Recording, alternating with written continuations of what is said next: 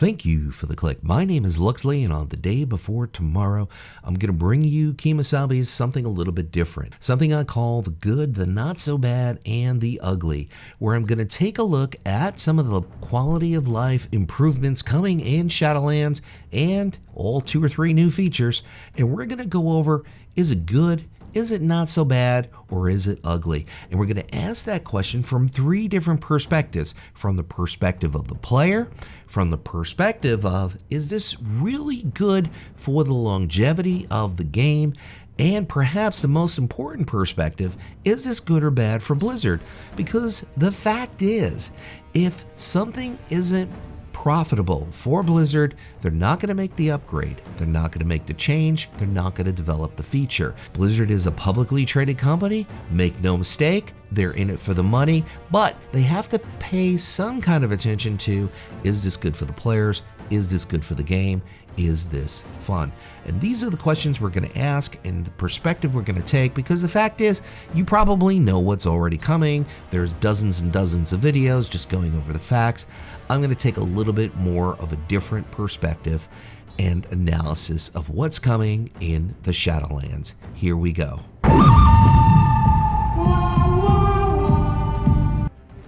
During the presentation for Shadowlands at BlizzCon, Blizzard stitched and weaved the phrase very, very often throughout their presentation. That phrase is player agency, player choice. And these choices are going to range across a wide spectrum. Toon customization, player style. I want to play this build. I want to play with these talents. I want to play with this specialization, with these extra perks and choices. How you level, where you level is going to be a huge, huge choice here. Matter of fact, we're even going to be leveling faster. That's another good thing. And choice as far as whether you want to pursue the end game in a group or you want to pursue it from a solo perspective. Going back a few years ago, I read an article about why people play MMOs, and I thought it was very insightful because they list 4 main reasons why people play. The first reason is the lore. People want to be a part of the story. People want to engage with the story. They want to discuss the story. They're immersed by the story. The second reason they played, the challenge. They want to be challenged in Mythic Dungeons. They want to be challenged in raids. They want to be challenged in Arena. And of course, even in RPGs. They like that competitive standpoint. Competition among friendlies to make themselves get better. Competition among enemies to make themselves get better. The third reason are social reasons. My friends are playing, therefore I'm playing. Or people or players love the opportunity to reach out, meet new friends. Not only meet new friends, but meet new friends in the United States, in Asia, in Europe. They like that diversity. They like the ability to mingle with many players. The fourth reason, customization. Players love to have choices within game. And Blizzard is really focusing on customization in this expansion pack. Class design. Blizzard's fixing class design in Shadowlands. All I can say is it's about time, because we've had various forms of bad ever since Warlords of Draenor. And I don't want to even throw out that word bad. It's not always a question of whether a class is good or bad in a raid, Mythic Dungeons, PvP, as far as damage is concerned. Sometimes classes just aren't viable. They just don't bring enough utility. They don't make the overall group better. Or sometimes, which I think has been more so the case in BFA, classes are just not fun anymore. They're not quite as engaging. So Blizzard is really fixing this. Now, why did this happen? Well, a big reason is ability pruning, which all started in Warlords of Draenor. But it's also a matter of the Christmas tree effect, where over the years with each Xpac, Blizzard kept on adding new talents and new abilities and losing the overall focus of a particular class or even a particular spec. So now Blizzard's going to reinvent the classes, bring some things back. We've seen examples of this where Warlocks are going to get curses back across the board, Affliction, Destro. Paladins are going to get auras back, and those are just examples of what we're going to see. Hunters are going to get kill shot back, which is going to make me very excited. So class design is something that really needed to be done in a desperate way, and Blizzard's finally addressing it, and I have to applaud it. There's no AP grind in Shadowlands, or that's at least what Blizzard says, so until we know otherwise, we really should take by every single stretch of everyone's imagination, we should take their word. No AP grind. Why is this the case? Because a big part of World of Warcraft is a time sink business model. In other words, the longer they have you on the treadmill, the more likely you're going to stick around and be subscribed, and the longer you're subscribed, the more money they make. Maybe they're moving away from that. Maybe they're moving into a more transactional type of business model. Or my theory, and I'm thinking of making a video on this, we could thank WoW Classic, because the bottom line, Blizzard wants people to be subscribed. They don't care if you're subscribed to BFA, Shadowlands, or WoW Classic. They just want your $15 a month.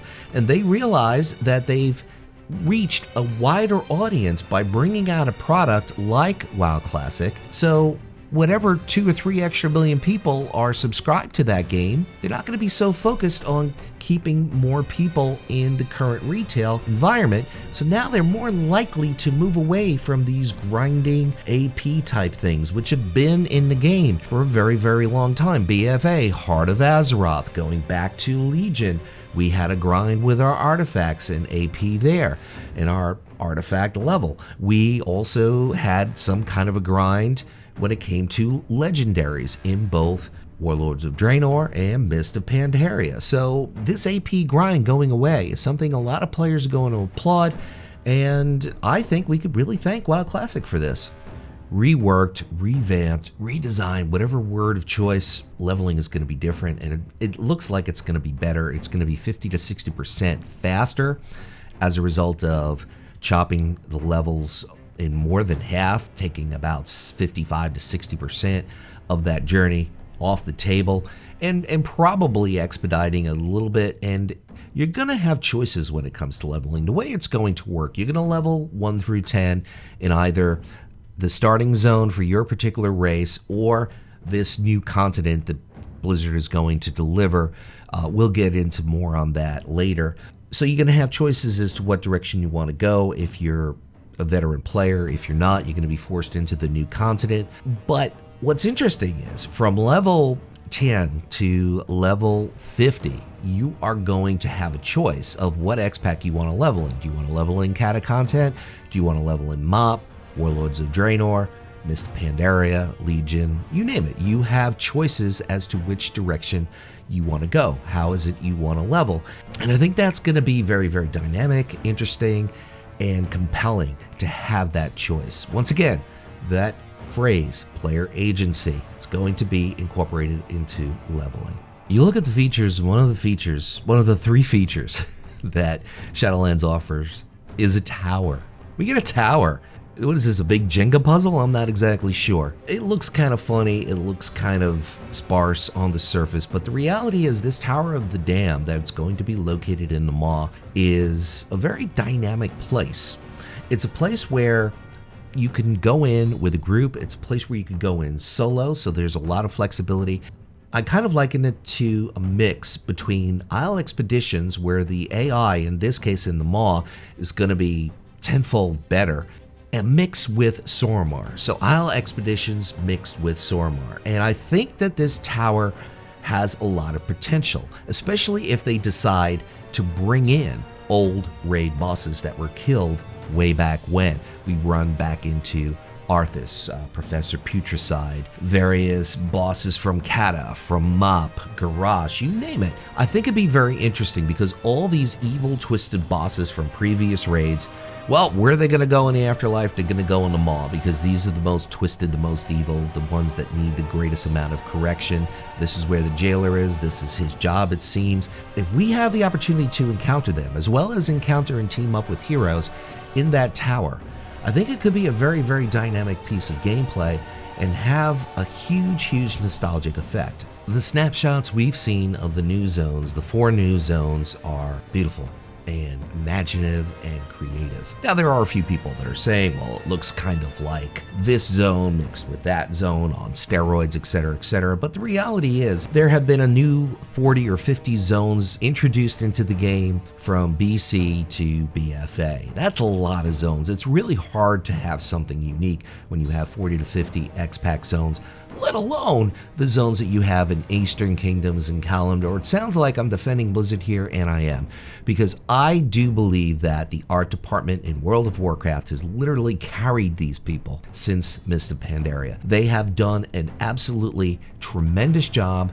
with imaginative, creative zones. Sure, some are lacking, some aren't as good as others, but overall, generally speaking, they have done a phenomenal job, and I think we're going to see more of the same from the snapshots and the overall themes that we've seen in these new zones. Much like the phrase player agency, Blizzard used the phrase alt-friendly many times during their presentation for the Shadowlands. Do I believe them? I do, until they prove otherwise, because the fact is, during a BlizzCon or an announcement for a new Xpac, Blizzard has never said any of the last 4 Xpacs are alt-friendly. Sure, they tried to pitch it as alt-friendly during patches, whatever, 0.1, 0.2, 0.3 patches, but the fact of the matter is they never said this Xpac is going to be alt-friendly. Why do I believe them this time? Well, I believe them because they are drastically changing the leveling process and how quick you level in this Xpac. They want you to get to max level faster than ever before. They're not going to bog you down by dredging your way through all the content. They're going to let you play 1 through 10, choose an Xpac to level the rest of the way, and then get into the Shadowlands. They want to get you there as fast as possible. And they're expediting the process by 50 to 60%. And I do believe that is going to lead to being all-friendly. Even in the end game, they're going to let you, while you're leveling from 50 to 60, participate in some end game with world quests, etc., etc. And they're going to let you go right into a track by choosing a covenant right out of the gate. And that is something that Blizzard has never done before. They're moving away from this AP grind. They're moving away from the treadmill. And we're seeing evidence of this by the game changes that they are presenting on the table. These are reasons to be excited. And you know me, guys, I do not sit there and point out a ton of things for us to get excited about when Blizzard's got a microphone. There's a new player start zone. Now, this doesn't sound like a big thing to somebody like myself or any of you Keemosabis out there, and rightfully so. We've been playing the game. We just want to get to the end content.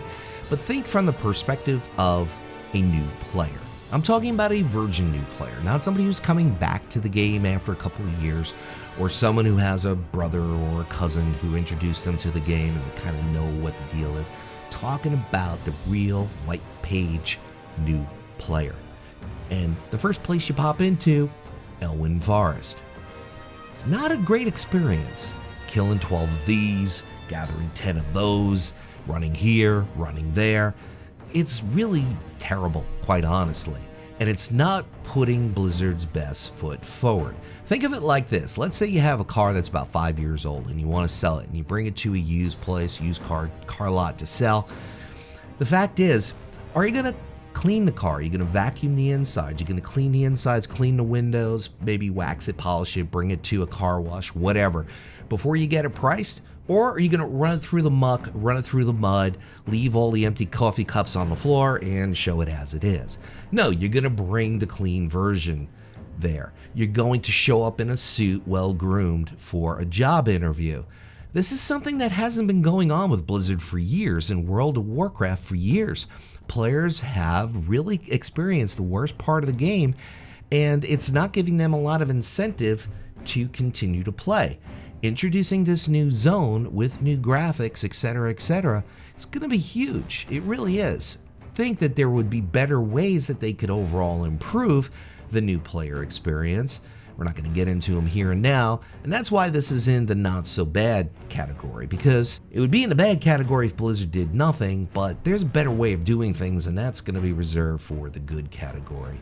Crafted gear and legendaries. You're going to be able to put the secondary stats that you want on your gear as well as your legendaries. This is going to take away the RNG, which we all dread and have enough of it over our eyeballs. We don't want any more RNG. Now you can tailor specific the haste that you need, or the crit, or the mastery. This is going a long way. Plus, you're also going to be able to focus on creating a specific legendary. I don't know if this is going to be tied in, if the legendaries are going to be tied into professions. I don't know the answer for that. I don't think Blizzard does either just yet. But at least you're going to be able to have the opportunity to have some kind of say in what gear you want and what stats you want. Gear meaning what legendary it is that you want. This is huge. This is a really, really huge move here. I think it's opening access to a lot of players, and when you open access to a lot of players with something like this, you bring a lot more people into the end game. And the more people you bring into the end game, the better chances are that they're going to hop on the treadmill and stick around for a while. So I think that this is a really, really good thing. The only reason why I don't bump this up into the good category is I really want to see how the cross T's and dotted I's work. I like the broad strokes. I'm kind of using my imagination to fill in the gaps, and that's tending to be optimistic. But if it goes the pessimistic side, this is precisely where it is and where it's going to stay until I see more specifics. Covenants. We don't know too much about Covenants. The best way I could describe them, think Alder, Scryers, Burning Crusade on steroids ×2. You're going to have a lot of choice. You're going to have a lot of player agency with customizations as far as your spells and what kind of abilities you want to add, whether passive or active. The way it works, you're going to choose a covenant, and that's going to give you a theme for your overall end-game experience. And it's also going to give you some kind of cosmetic rewards that you can build upon as you pursue the end game. And it's going to give you one passive type of ability, kind of think racial. Each particular covenant's going to have a racial. And they're also going to give you one on-use ability. Then you're going to branch off and you're going to have different ways that you could augment different spells and add to your secondary stats, main stats, what have you. So basically the way it's going to work, you're going to have 4 choices for a passive and on-use ability at the end of the game for your particular class. I'm not sure if it breaks down as far as even into specs, but this does lend to player agency, but it also does introduce a hell of a lot of potential regret. The way Blizzard's going to work it, if you make a choice, they're going to let you back out of it, but you're going to have to start from ground zero and work your way up again. That's going to be a problem, especially once patch 9.1 comes out, patch 9.2. They're going to add new things into the game, and suddenly you might want a different covenant for your class because it's going to be more required. It's going to help you that much more with endgame, whether it's Mythic Dungeons or PvP. Also, I'm sure some abilities are going to be good for PvP, but not so good for Mythic Dungeons or raids, or vice versa. This can get very messy and get very messy quick. That's kind of why I put it in the not so bad category. It's great to have these choices, but are we going to be foxholed and entrenched in these choices? That could be problematic going forward. There's a new city in the Shadowlands, which is certainly going to add to the flavor and overall theme of the Xpac, which is a very, very good thing. But there are reasons and ways that cities aren't that great of a place. So that's why I throw this into the not so bad category, because as long as players are in a city, whether it's Stormwind or Orgrimmar or Borealis or one of the versions of Dalaran, they're not out there in the world. And the more places you give players to converge and choices of where they can converge, the less they are out in the world, which means you lose that overall feel and flavor of a populated world. I'm not saying this is the only reason why World of Warcraft is losing that flavor and feel of a populated world, but it certainly is a contributor having all these cities to hang out in. And the reality is, whether you're playing ESO, Guild Wars 2, SWOTR, doesn't matter what MMO of choice, certainly World of Warcraft, the bottom line, cities are wasted assets. There aren't any quests there. There aren't any reasons to be there just to have a place to hang out and block a mailbox with your mount. That's the only reason why they're there, basically. Those assets generally take up a lot of resources to build. I would rather Blizzard introduce a new zone than a new city, and maybe we have a floating Dalaran go through the portal and pop up there. I know it sounds crazy, but one way or another, I would rather have a new zone than a new city, but this is the direction Blizzard has chosen. Like I said, it's got its good to it, but it's also got a few bad reasons, hence why it's in the not so bad category. The overall theme of Shadowlands is very creative and very unique. It's unlike any Xpac, and that's a good thing, especially coming off of something like BFA, where essentially there were 3 different themes. There was Horde versus Alliance, there was Horde and Alliance versus Ashara, and now there's Horde and Alliance versus the Old Gods, which are linked to Ashara. There's essentially 3 different themes in BFA, and that makes things very convoluted and very, very uncomfortable, honestly. The fact that this particular Xpac has a very unique and intriguing theme really is going to draw in the core base of World of Warcraft, which essentially aren't as concerned about endgame as you might think. They're more concerned about the lore. I truly believe the core fans of WoW play the game for the lore. As we mentioned, those 3 reasons or 4 reasons why players are engaged in MMOs. I think one of the biggest reasons is the lore.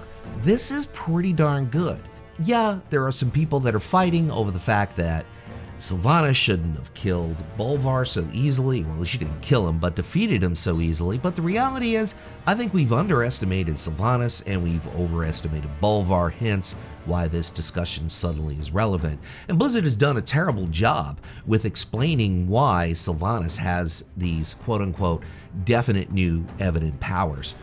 There's just no explanation of it, and this has been going on for almost 2 years now. That's just bad storytelling. But overall, this theme is pretty good, and it makes a lot of sense if you suspend your belief. And anytime you're playing a role-playing game, you have to suspend your belief. It's not asking you to suspend your belief on the level of Warlords of Draenor, the fun. The story is focused, the story has a direction, and I think it's not asking us to go that far of a stretch just yet. Earlier in the video, I delved into player agency, having more choices, and we're going to expand on that when we talk about character customization. I put it in the not so bad category for now, because I don't know how this is all going to pan out. Are we going to find more gold, or are we going to find more sand? I don't know yet. Is this an opportunity for Blizzard to tag on more microtransactions, or are they going to let us change things in game? But some of the facts that we know as far as character customization: you can make yourself look more African American. You can make yourself look more Oriental. These are great customizations. But the question is here, are they going to be just adding new skin colors, tattoos, hair colors, hairstyles, or are they going to take a deeper dive? And I don't know the answer to that. And the bigger question is, are they going to let people change their appearance in game, or is it going to be something that's going to be attached to microtransactions? Even if they don't make that much of a deeper dive, but they skew away from microtransactions, this will go into the good category. But if they really start to tag on and focus on microtransactions with this, then it certainly goes into the ugly category. There's no new class, there's no new race. You know, going back a couple of years ago, I made a machinima video where I kind of made fun of Warlords of Draenor lacking features. You know, it was the first Xpac to give you no new race, no new class, no new BG, no new arena map. Well, guess what? Basically, Shadowlands is a copy and paste of that. That doesn't make me happy. That doesn't excite me. Let's be honest here. Do we really need a new race? I mean, we've got a ton of new allied races. Do we really need another one up front here? The answer is no. We honestly don't. Do we really need a new class? Maybe, maybe not. Here's my thinking on this, and I'm going to show you both sides of the coin here. I'll say yes, we do need a new class because it's a feature and it's going to bring people back into the game. Much as I'm very confident Demon Hunters brought people back into the game, or even monks back in the day, or Death Knights.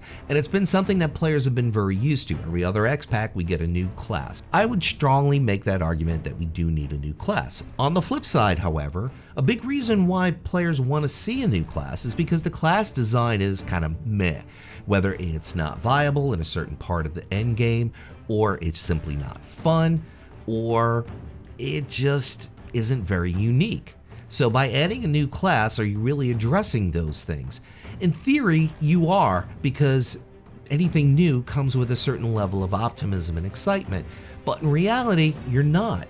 I don't necessarily know if we need a new class or race here, especially if the class design is as good as we hope it is, and considering the fact that we got a ton of new allied races in BFA. Do we really need more at this point? There's also the possibility that Blizzard's going to add these on into a future patch. 9.1, we're going to have allied races. 9.1, we're going to have a necromancer, which would be the perfect opportunity to introduce something like that in this Xpac because it makes sense. It fits the theme. So let me know your thoughts of no new race and no new class. The water's warm. Let's just jump into the biggest reason why this could go really bad for Shadowlands. The features are extraordinarily sparse. What do we get? Covenants? A tower? I mean, you really have to look with a microscope to find new features in the game. Yeah, the customizations are going to be better for the characters.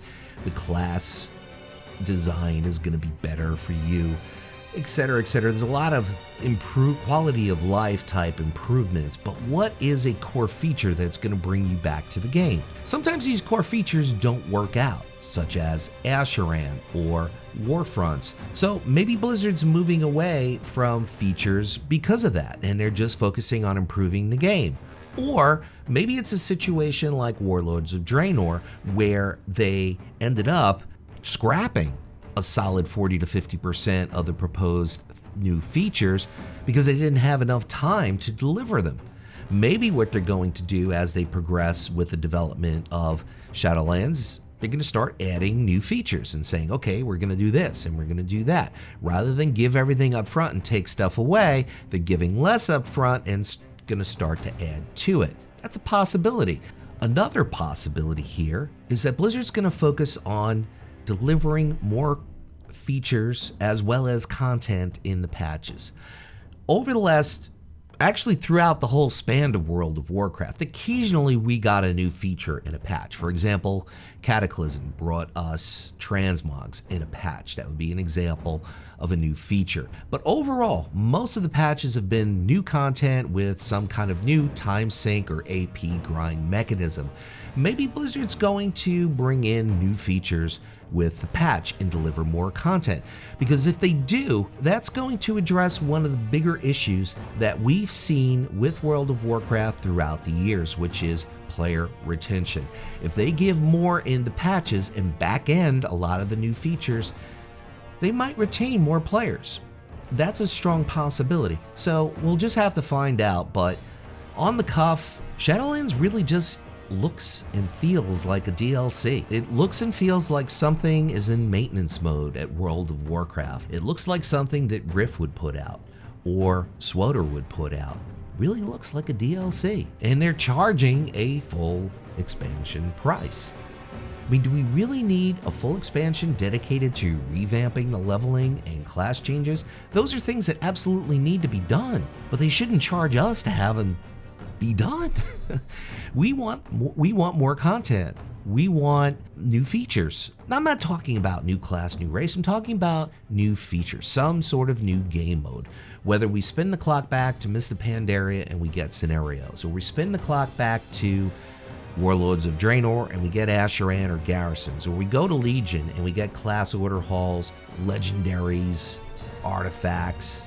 These are all new features. Suramar itself is a new feature. Right off the bat, I just named 4 features in Legion without really thinking of it, and that's already 2 more features than we're getting in Shadowlands. This is really sparse. This isn't something that's going to get former players really excited and energized to get back into the game. What will get players who are former players energized and back into the game is word of mouth from players who are in Shadowlands saying, yeah, you know what? Ret Paladins are playing a lot more viable. They're playing a lot more fun. They're playing a lot smoother. Or say it with any given class, DKs, warriors. That might be intriguing. Word of mouth might work for this expansion. But for someone to look at the box and read the features and say, I really like the idea of a tower, I'm gonna play this because there's a tower. What the hell is a Covenant? I don't know. I don't feel like spending 40 or 60 bucks to find out. That's a problem. That is a big problem. The bottom line, this looks like a DLC, it feels like a DLC. And if it walks like a duck, quacks like a duck, chances are it's a duck.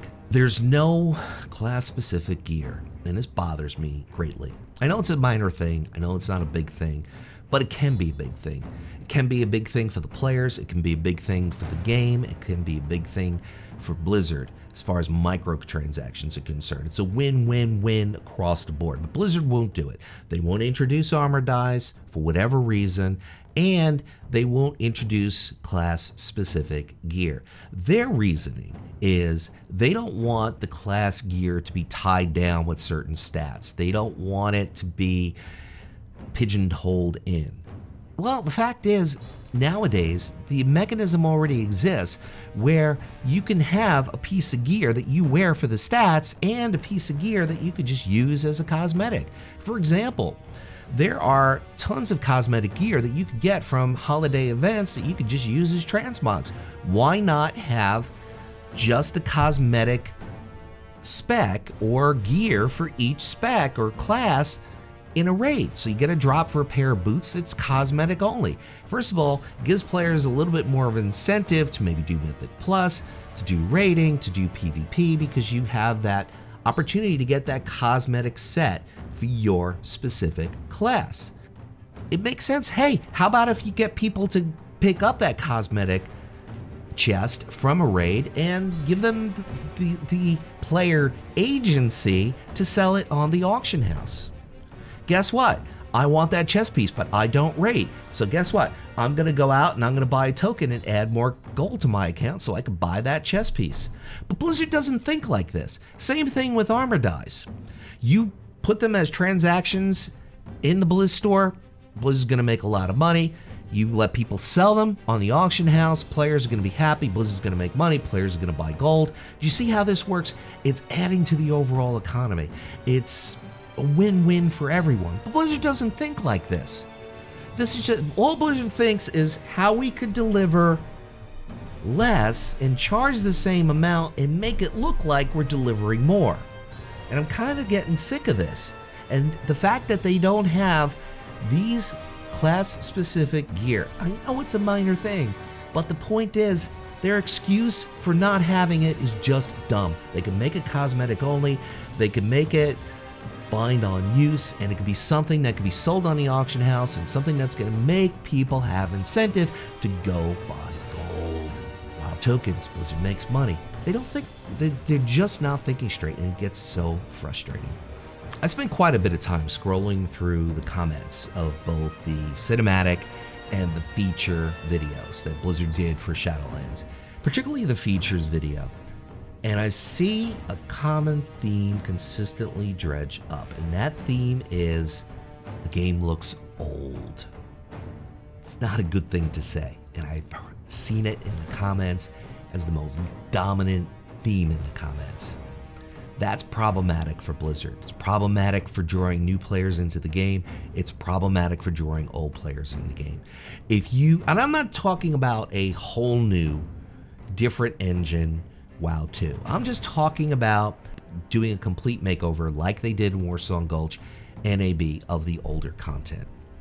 If they did something like that, that would have a lot of people intrigued. And if they were able to upgrade the engine to the point that they could add breakaway environment, yeah, I know there's some breakaway environment in some of the BGs that were introduced in Wrath of the Lich King. I'm talking breakaway environment like we see in Guild Wars 2, which is an MMO that was introduced in 2011 or 12, somewhere around there. But the bottom line is there's all kinds of breakaway environment there, and it makes the game feel very immersive, especially while you're leveling, while you're questing, while you're doing dailies. This is something that would make what has become redundant and boring exciting.